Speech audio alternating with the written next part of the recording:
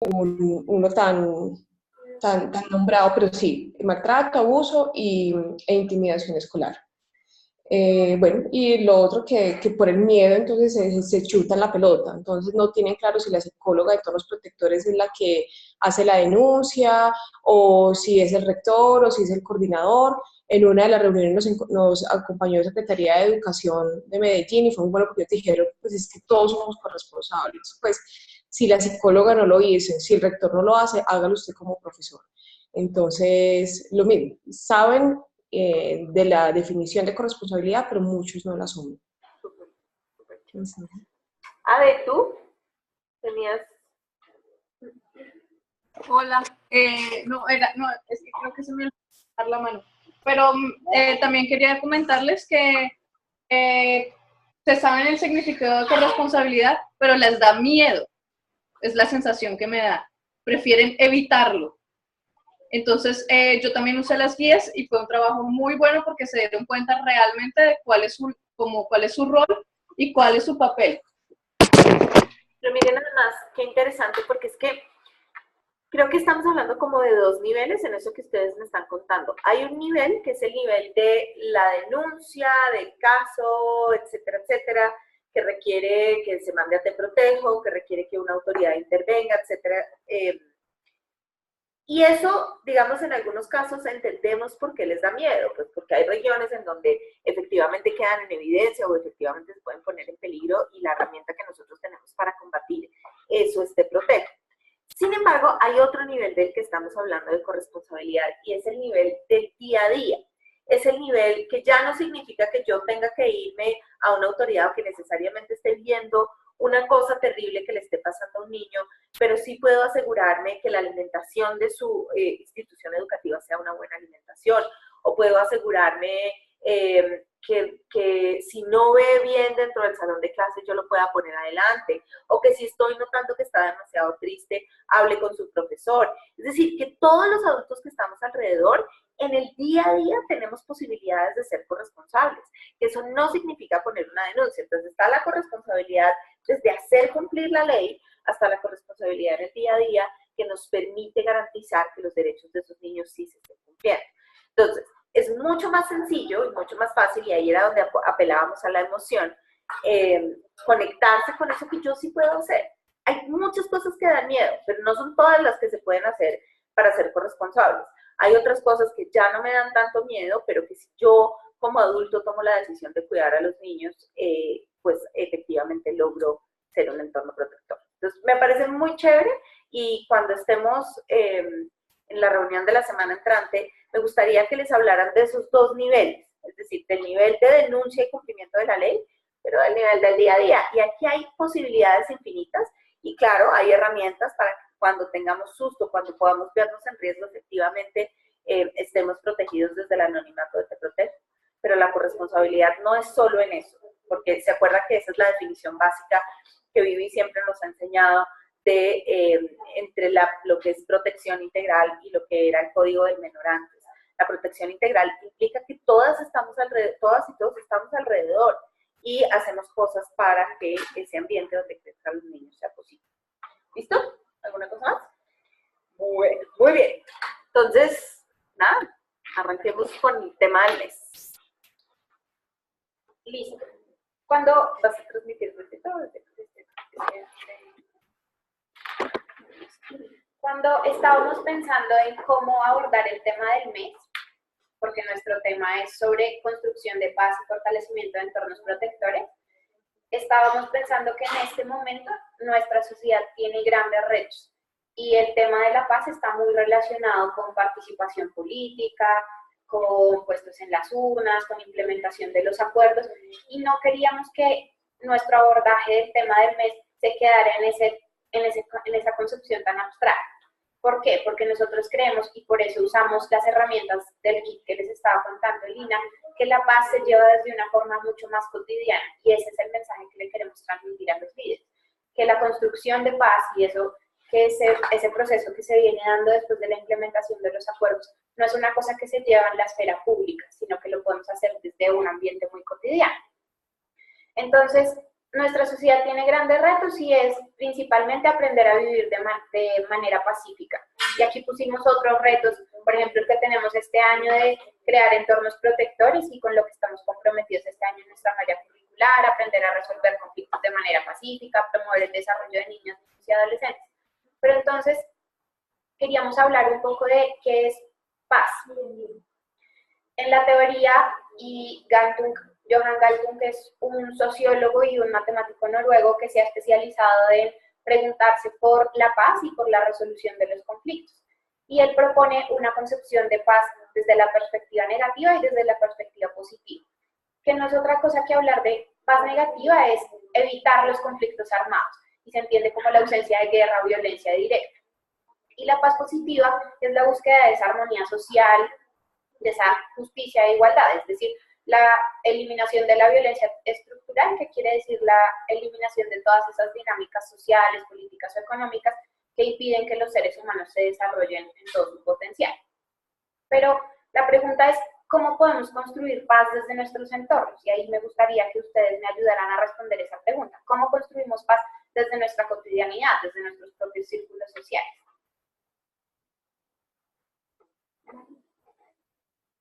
¿Alguien? La tolerancia. ¿Claudia? Sí. Con la tolerancia y el respeto a la diferencia. ¿Listo? ¿Y eso en la práctica cómo se lleva? ¿Cómo es la tolerancia y el respeto a la diferencia? En la práctica, pues, teniendo en cuenta, respetando la forma de pensar de la otra persona. ¿Listo? Natalia, Señora. ¿voy yo? Sí, Claudia, dale. Ok, no, pues ya saben que mi insistencia siempre es alrededor del vínculo afectivo. Yo creo que si en los entornos nos vinculamos con el otro en tanto ser humano, en tanto persona, si le damos un lugar al otro como ser humano, pues entonces puedo en esa relación, en esa conexión que surge con el otro, pues es más fácil resolver la tensión, la diferencia, el conflicto, es más fácil construir juntos alrededor de esas cosas que a veces tensionan, pero que también hay otras que son oportunidades. Súper bien. Martica, tú tenías levantada la mano. Sí, yo también me sumo al tema de la actitud, ¿no? La actitud con que vivamos el día a día, porque cada día hay muchas situaciones de conflicto que pueden llevarnos perfectamente a entrar en una guerra, incluso en el ámbito más chiquito que es la familia. Entonces creo que la actitud, una actitud conciliadora, una actitud de diálogo, una actitud de respeto, nos va a ayudar a que construyamos esos entornos de paz. Súper bien. Cris, tú tenías levantada la mano. Sí, Natalia, a mí me parece que se debe trabajar mucho desde la familia como ese primer entorno protector. Entonces, con la familia desde la comunicación, la afectividad, que sean conscientes de que ellos son esa base, ese entorno protector en primera instancia, me parece que ahí podríamos empezar a construir la paz. Pero puedo hacer una pregunta antes de que ustedes continúen. Miren lo que nos estaba contando Natalia. Lo que Natalia nos dice es, el señor Galtung habla de que hay dos ideas de paz. Hay una que es la paz negativa, que dice, no hay conflicto armado. Digamos que en teoría, nuestro país resolvió uno de los conflictos armados grandes que tenía, está en el proceso de resolver el otro. Y hay otra paz que es la paz positiva, que busca la armonía social y la eliminación de la violencia, pero ya no solamente esa asociada al conflicto, sino que Natalia y yo podemos construir una buena relación. ¿Cómo uno hace para promover esa paz positiva dentro de los entornos protectores? Entonces, ustedes han nombrado cosas que me parecen muy importantes. La familia, la actitud, etcétera, etcétera. Pero acuérdense que a nosotros nos gustan las cosas concretas para que los líderes lo entiendan. Uno, en el colegio, ¿sí? Entonces, claro, hace un protocolo protocolo para que no hayan situaciones de intimidación escolar. Eso puede, digamos, ser cosas de eliminar conflictos o conflictos grandes. Pero ¿qué hago yo en el día a día en el colegio? Cuando vengo y entonces me encuentro con otro profesor y el otro profesor llega hoy amanecido de malas pulgas y me dice, quite. ¿Qué hago yo? ¿Cómo se construye esa paz positiva dentro de los entornos protectores? ¿Ana? Bueno, de acuerdo a eso sería, ¿de qué manera empiezo yo a bajar mis niveles de ¿cómo se dice? No, ser más tolerante con el otro, digamos. En un momento dado es como ponerse en los zapatos del otro frente a una situación. Digamos, obviamente que no es agachar la cabeza como tal y dejar que el otro me maltrate, pero sí mirar, si el señor llegó en malas pulgas, yo tengo que entender que no es el momento adecuado para hacerle ver a esa persona que está haciendo algo mal, ¿cierto? Sino esperar a que él se decante su mal genio y hacerle ver de una manera positiva que está obrando mal. Pero lo que estábamos hablando es cierto que se me hace que tenemos que ser muy concretos, pero algo que tenemos que descentralizar es que todo está encadenado. Si yo en mi casa hago un entorno protector adecuado, enseño a mis hijos a que sean tolerantes, a que aprendan a respetar al otro, en la medida cuando ellos llegan al colegio van a aprender a hacerlo también de alguna u otra manera, y cuando lleguen a un trabajo o a compartir en una sociedad también lo van a hacer. Entonces me hace que es como un encadenado de todo. Y pues el centro es lo que veíamos en el kit de la vez pasada, el año pasado, que era sobre la paz, que decía que la tolerancia y las relaciones con el otro. El kit no habla sobre tolerancia, sobre toma de perspectiva. ¿Cómo se llaman esas cosas que está diciendo Ana Raquel? Como ser capaz de parar un segundo y decirle al otro, un minuto, no, si estás enojado, o sea, lo siento, no me puedes hablar así si estás enojado. ¿Cómo se llama eso? Hablamos de tomar perspectiva, de ser empáticos. De ser empático. De tener una nosotros. Ser asertivo. ¿Y en general eso cómo se llaman? Competencias. ¿Competencias qué? Esas son habilidades para la vida, ¿no? ¿Pero cómo se llaman? Competencias comunicativas.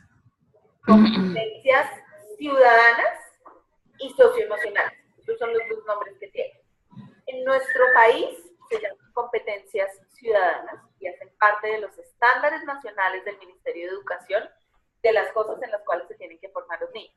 Pero en la literatura internacional se llaman competencias socioemocionales, que significan todas esas cosas que yo necesito aprender para convivir en paz. Hay muchos nombres, les han dicho habilidades blandas, por ejemplo, esa es otra.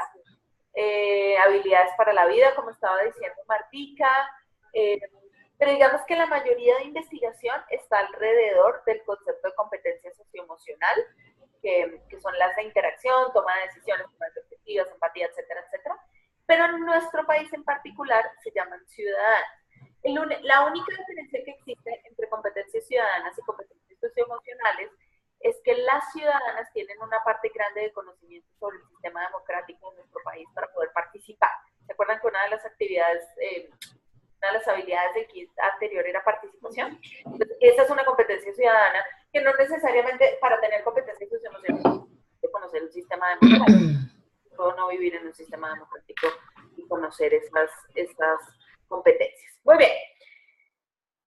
Entonces, sigamos. Listo. Entonces, pensando un poco en llevar ese concepto a la práctica y enlazarlo un poco con lo que estamos hablando de competencias ciudadanas, cuando hablamos de competencias ciudadanas y de paz, hablamos de esto. Entonces, el término de paz negativo llevado, el término de paz negativo llevado a la relación con las competencias ciudadanas sería la búsqueda de la ausencia de la agresión y el maltrato. Y de paz positiva sería la búsqueda de la inclusión, de la no discriminación, del balance de poder en nuestras relaciones sociales y en nuestras relaciones diarias, y la equidad en las relaciones entre los ciudadanos. Entonces, si ven que eso lo que nos permite es ayudarles a los líderes a entender que la paz, así como los entornos protectores, es el mismo discurso. La paz, eso está por allá. Y ahora más, que además estamos en esta idea de la paz está asociado a una votación. Nosotros queremos sacarlos de ahí, porque además acuérdense que nosotros tenemos independencia política. Nosotros no vamos a hablar de nada de eso. La paz es algo que se puede construir en el día a día y que son esas competencias ciudadanas. Es decir, que si lo queremos, que si ustedes me preguntan, Lina, ¿y uno cómo construye paz? Pues uno construye siendo empático, tomando perspectiva, siendo asertivo, comunicándose efectivamente, conociendo los sistemas de participación democráticas. Así es. Es decir, cuando el concepto empieza a convertirse en competencias sencillas de entender, es mucho más fácil ser una persona que busca la construcción de paz que simplemente decir, sí, yo soy una persona que trabaja por la paz. ¿Y eso qué significa? ¿Listo? Entonces, ese va a ser el mensaje con los líderes hoy. Hoy no, pues este mes. Y es, cuando hablamos de paz no estamos hablando de algo lejano, estamos hablando de lo que hacemos en el día a día y del uso de esas competencias ciudadanas para que podamos convivir de una mejor manera con las personas que están a nuestro alrededor o en nuestros diferentes entornos y así seamos corresponsables y convirtamos ese entorno en un entorno protector. Dinos, Yajaira. Abre tu micrófono. Abre el micrófono. Espérate, Yajaira, espérate que no te escuchamos. ¿Ahora? Ya, sí, ya sí. ¿Por qué el autor habla de una paz negativa y una paz positiva? Si a la larga cuando hablamos de paz no estamos hablando de algo bueno, es mi pregunta. ¿Qué dice el autor sobre eso si tienen información? ¿Por qué lo categoriza en paz negativa y en paz positiva? Porque me imagino que en la reunión de líderes nos van a preguntar. Hablar de paz negativa, bueno, yo leí allí que es como buscar que no se generen conflictos y estas cosas, pero ¿por qué los categoriza de esas dos formas? Lo que pasa es que el autor se da cuenta que la paz es un concepto muy abstracto y que en la práctica hay diferentes tipos de violencia. Entonces tenemos una violencia que tiene que ver con los comportamientos cotidianos de la gente, tenemos una violencia que es de carácter cultural, que son todos esos imaginarios, esas ideas que en la vida cotidiana legitiman el uso de la violencia como una forma de resolver los conflictos, y tenemos una violencia que tiene que ver más como con las dinámicas sociales y económicas. Y él la divide básicamente porque es una forma de mostrar que la paz no es solamente la ausencia del conflicto, que sería esa paz negativa, sino que hay una búsqueda más allá de la ausencia del conflicto y es armonizar las relaciones sociales. Sobre todo en un concepto tan abstracto, Yajaira, es muy importante entender que a veces nosotros nos quedamos con la idea de que pues es que ya se acabó el conflicto armado, o aquí ya no hay pandillas, o aquí yo ya terminé con las peleas. Y eso no es suficiente, por eso le pone el concepto de paz negativa. Y es muy importante que cuando ustedes estén hablando en su reunión de líderes, les digan que esto es un concepto de Galton, esto es como lo que la literatura internacional dice. Y lo que nos va a permitir eso es que la gente entienda que nosotros queremos ir más allá de simplemente quitar un problema.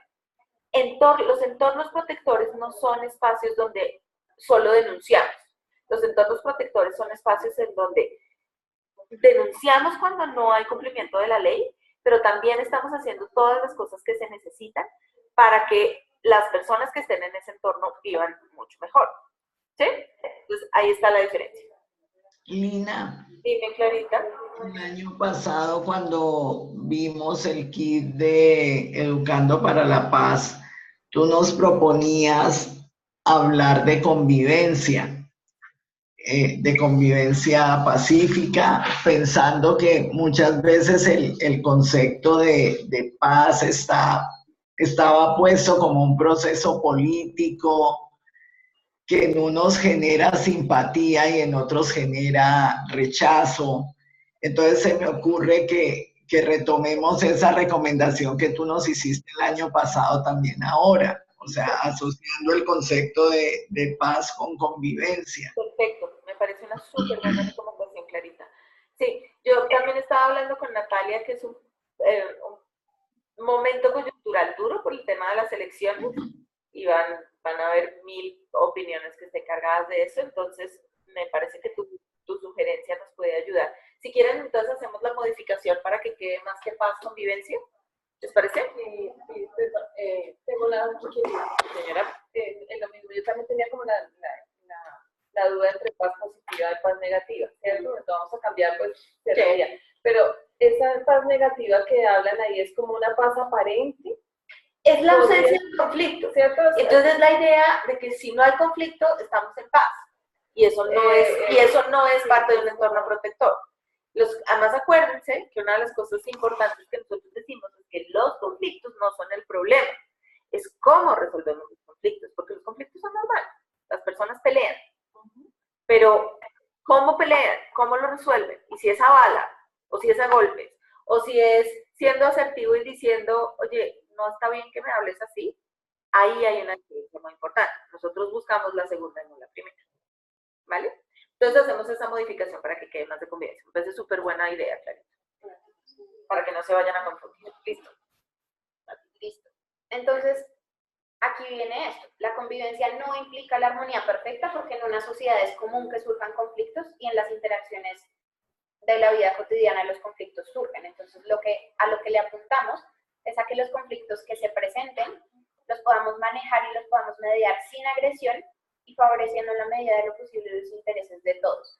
Entonces aquí surge la pregunta de, bueno, entonces, ¿qué podemos hacer? ¿Cómo podemos nosotros desde nuestra labor cotidiana ayudar a que esto se dé, a que esas relaciones mediadas sin agresión se puedan dar en la vida cotidiana? Entonces, si nosotros queremos transformar cómo actuamos, cómo participamos, cómo nos relacionamos con el otro, también tenemos que ayudar a niñas, niños y adolescentes a que ellos también aprendan cómo ejercer esa ciudadanía. Y aquí es cuando empezamos a hablar de competencias ciudadanas y me gustaría que habláramos un poquito sobre estas dos preguntas. ¿Qué son competencias ciudadanas y para qué sirven? Ya hablamos un poquito de eso, si quieres explicar, sí, porque ya conversamos de eso. Pero entonces sí podemos hablar sobre esta pregunta. ¿Por qué hablar de competencias ciudadanas en las reuniones de líderes? ¿Por qué creen ustedes que vamos a hablar de competencias ciudadanas en la reunión de líderes? No, a ti no, Ana Raquel, a todas. Les estoy preguntando a todas. Es que miré a Ana Raquel y se asustó. ¿Por qué creen que nos tomamos el trabajo? Porque es súper fácil hablar de prevención de consumo de sustancias. Pues eso los papás nos dicen, pues obvio. Pero ¿por qué nos tomamos el trabajo de hablar de esto? Martica, tú levantaste la mano.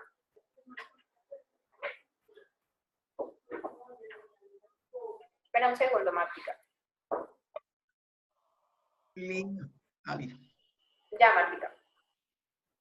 Hola, ¿me escuchan? Sí, señor. Bueno, pues yo creo que es importantísimo porque precisamente en la reunión de líderes estamos modelando, ¿cierto? Lo que esperamos que se reproduzca en la comunidad educativa, en las familias, en el caso de todos, porque todos pertenecemos a una familia, pero en particular de los líderes, digamos, de apoyo, los papás, las mamás que asisten. Entonces creo que allí empezamos a construir las competencias que cada uno de nosotros incluso tenemos que autoevaluarnos y reflexionar sobre qué tanto estamos nosotros practicando esas competencias ciudadanas en nuestros entornos escolares y en nuestros entornos familiares. Entonces creo que es súper importante para generar conciencia de la importancia de estas competencias, pero también para sensibilizarnos frente a que somos nosotros los primeros llamados a empezar a desarrollar estas competencias para modelarlas y moldearlas en los demás integrantes de nuestra comunidad. Súper. Clarita. Yo entiendo competencia como una capacidad, como una habilidad que hay que desarrollar, que hay que aprender o desaprender, ¿no es cierto? Y ya hemos visto que en la comunidad escolar, bueno, y en la vida cotidiana estamos esperando que las soluciones vengan de afuera hacia adentro, así como estábamos esperando o creyendo que el entorno protector es la coordinación de un servicio o algo que hace un externo, pues igual la convivencia positiva o la convivencia armónica supone el desarrollo de unas destrezas, de unas habilidades para favorecerla, porque nosotros venimos de un estilo de familia punitivo y estamos justamente evolucionando a una manera distinta de relacionarnos al interior. Por eso hablamos en Red Papás de disciplina positiva, de crianza positiva o de crianza con amor, porque son habilidades distintas para esa nueva forma de convivir en los entornos familiares y escolares. Súper, súper bien. ¿Quién más? ¿Alguien más? Cris. Estoy de acuerdo con Clarita porque cuando empieza el niño su época escolar, cuando está en su primera infancia, siempre hemos hablado de su desarrollo integral en las diferentes competencias. Entonces yo creo que si hablamos que esas competencias son constructivas, es el actuar, es el amor, son esos valores, tantas cosas que entran entre las competencias, yo creería que en primer instante debemos reforzar esos dos entornos protectores que son la familia y los docentes, para que de la mano pues ayuden y trabajemos todos de la mano por ese desarrollo de estas habilidades, de estas competencias que están construyendo los niños en su primera infancia. Muy bien, bueno, aquí hay una cosa súper importante que nosotros la tenemos que tener claras y ayudarle a los líderes a tenerlas claras. Nuestro año se va a centrar en pensar cómo realmente uno puede construir entornos protectores desde la idea de la que hablábamos el mes pasado de Te Protejo, y es ese entorno protector no es un lugar, o bueno, puede ser un lugar, pero también es una actitud. Ya te damos la palabra, Yajaira. Es una actitud, es una manera de actuar, es una manera en la que yo me comporto, es una manera frente a la que yo actúo, como me comporto con las personas que están a mi alrededor, con los niños que están a mi cara. Entonces, fíjense que ustedes han nombrado como dos cosas que quiero mencionar y que quiero subrayar. La primera es lo que dijo Clarita de la competencia. Lo que nosotros hacemos, ¿saben cuál es la enorme diferencia de lo que nosotros hacemos con otras áreas de conocimiento? Es que en realidad, para poder demostrar que nosotros sabemos algo, necesitamos usar ese conocimiento. Entonces, nosotros nos podemos parar y dar un discurso buenísimo de cómo se cuidan los niños. Y dar un discurso buenísimo de por qué los papás son importantes y las alianzas familia-colegio son importantes. Pero si eso no se lleva a la práctica, realmente nuestro trabajo no tiene sentido. Si un día nosotros no notamos que los papás empiezan a ir más a las reuniones o que los líderes nos contaron que efectivamente habían podido hacer una denuncia que les permitió proteger a un niño, o si nosotros nos damos cuenta que las tiendas escolares no empezaron a cambiar, ahí es donde nosotros notamos que nuestro trabajo tiene sentido. En el discurso todo se oye precioso, pero en nuestro hacer, para poder realmente tener un impacto, tenemos que hacer un cambio, es decir, tenemos que ayudarles a las personas a usar ese conocimiento. Entonces, competencia, ese es el primer concepto que nos gusta de la paz. La competencia no, la paz y la convivencia no son una idea, son un saber hacer algo. Uno, no son una idea, son un saber hacer algo. ¿Y qué es lo que se sabe hacer? Entonces, lo que yo empiezo a saber hacer son cosas pequeñas que me permiten construir vínculos con las otras personas de una manera más positiva. Entonces, si nosotros en nuestra reunión de líderes lo que estamos haciendo es conectándonos con el otro, hablando con él, aprendiendo de teniendo lo que Clarita siempre nos dice, que es un diálogo de saberes, las competencias ciudadanas tienen todo el sentido, porque entonces lo que nos van a permitir es decir, en esta reunión donde venimos a cumplir este propósito de Red Papás, este propósito superior de Red Papás, aprendemos cómo se hace eso, con el vínculo con el otro, uno, y aprendiendo cómo se hace. Esa es la razón de las guías escolares, que Susan lo dijo perfecto al inicio de la reunión. Es que el colegio o los líderes se llevan un papel que dice paso 1, paso 2, paso 3, cómo uso este conocimiento. Entonces, para construir entornos protectores necesitamos usar conocimiento, que es una competencia, y necesitamos hacerlo juntos, es decir, en nuestro espacio de diálogo de saberes, de reunión de líderes. ¿Sí captan ahí dónde está el punto central de las competencias? Que me encantaría que lo pudiéramos transmitir hacia la reunión de líderes. preguntas. Yajaira, tú querías hablar.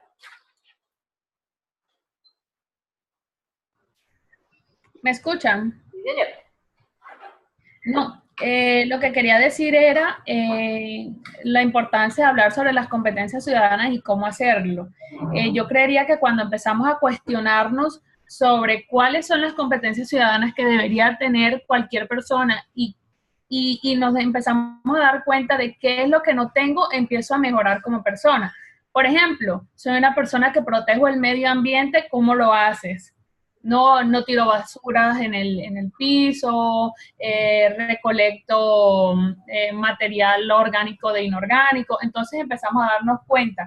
Saludo, doy los buenos días, como empezar a cuestionarnos. Entonces nos damos cuenta, sí, saludo solamente a las personas que me agradan o saludo a cualquier tipo de persona. Cuando entramos a ese cuestionamiento es como cuando nos hacen un examen en la universidad o en el colegio y nos equivocamos y empezamos a darnos cuenta en qué es lo que estamos fallando.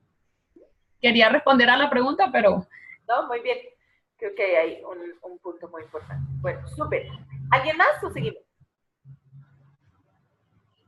Sí, sigamos. Creo que ustedes ya han resaltado todos los puntos de por qué deberíamos hablar sobre competencias ciudadanas en las reuniones de líderes, y es básicamente por eso, porque nos permiten aprender a convivir de manera pacífica, porque nosotros, los adultos, los niños aprenden de nosotros, aprenden de nuestro ejemplo, y porque se aprenden en diferentes contextos. Entonces ahí es cuando la alianza entre la familia y el colegio se vuelve un vínculo muy importante para poder desarrollar estas competencias. Ya hemos hablado un poquito de eso, pero entonces, ¿qué son las competencias ciudadanas? Son ese conjunto de conocimientos y de habilidades de carácter cognitivo, emocional y comunicativo que hacen posible que el ciudadano actúe de manera constructiva. Y ahorita me gustaría que pensáramos un poquito qué implica eso de actuar de manera constructiva. Y ya Lina lo había dicho hace un momento, y es ¿qué necesitamos para ponerlos en práctica? Tener los conocimientos, que es el saber, tener la información de qué son, cuáles son y demás. Tener la disposición, que sería el querer hacer. Y tener las habilidades para llevarlo a la acción. Y eso sería el querer hacer, no, el saber hacer. Y eso es lo que nos vamos a enfocar en hoy, el saber hacer. Porque, perdóname Nati, vuélvete un segundo. Miren acá que es muy importante resaltar. Si todos somos parte de esta red, es muy probable que todos tengamos la disposición de proteger a los niños. Uno diría, digamos, yo asumo que en general todos lo tenemos, pero uno diría que sí. Pero además, acuérdense que nosotros siempre asumimos que padres, madres, cuidadores, y cuando hablo de cuidadores, en este caso incluyo a las personas de las instituciones educativas, su propósito fundamental es que los niños crezcan digamos, muy bien, que aprendan, que se desarrollen, que sean felices, etcétera, etcétera. Yo no conocería a alguno, todavía no conocí el primero que me diga, es que a mí no me interesa que los niños crezcan bien o mi hijo crezca mal. Puede que haga muchas cosas para eso, pero no necesariamente porque tenga una intención de dañar al otro. Entonces, uno creería que la disposición la tenemos. También tenemos los conocimientos, y fíjense que la mayoría de personas nos pregunta siempre que hablamos de la red. A Cris y a mí esta semana que estuvimos en una reunión, unas personas de Argentina nos preguntaban eso. ¿Por qué todo el conocimiento está libre en la red? O sea, ¿por qué Red Papás tiene todos los kits gratis o los libros gratis? Y sabemos que para una competencia, para poner en práctica una competencia y realmente volverla un conocimiento que estoy usando, no lo puedo tener almacenado. O sea, tenerlo ahí, tener el libro, tener lo que está escrito, eso no hace ninguna diferencia. Tengo que saber usar ese conocimiento, y ese es el plus que tiene ser parte de esta red. Nosotros tenemos el kit de intimidación escolar, o este kit, que es el kit de Familias y Comunidades Educando para la Paz.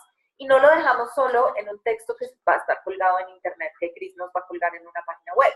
Lo convertimos en pequeñas acciones que a través de ellas conectamos familia y escuela, que es nuestro tema de Alianza Familia Colegio, involucramos más a los papás y sobre todo ayudamos a que todas esas personas que están alrededor de los niños se conecten para poder protegerlos. Entonces, los conocimientos solos están.